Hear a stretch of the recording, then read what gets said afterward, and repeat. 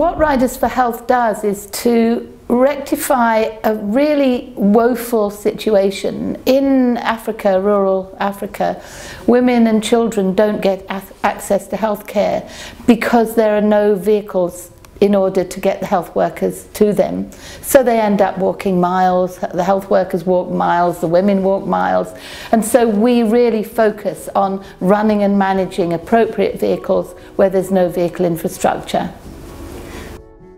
Our project, well, really their programs across Africa is creating systemic change really by creating systems. Rather than changing systems, you're putting a system in place so that you're able to deliver health care on a systematic basis, which then becomes actually the basis for any kind of health system strengthening.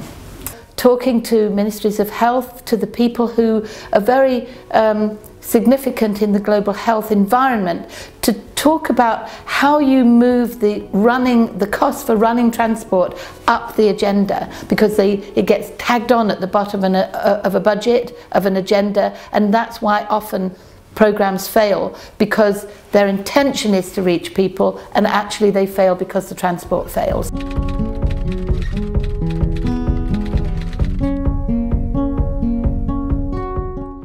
I think it's very important to be an Ashoka Fellow, because the movement of social enterprise is such an important one. If you're going to change the status quo, and so many things need changing and addressing, and to have a focus on something that really is unreasonable in society, like women in rural communities not having health care, you've really got to disrupt the status quo, and to be part of a group of people that understands that disruption and what it takes to do that, the persistence, the doggedness is very important. But in addition to that, the Ashoka group has a network of people who are willing to support us, and that I think is very, very important, and that's why I value it.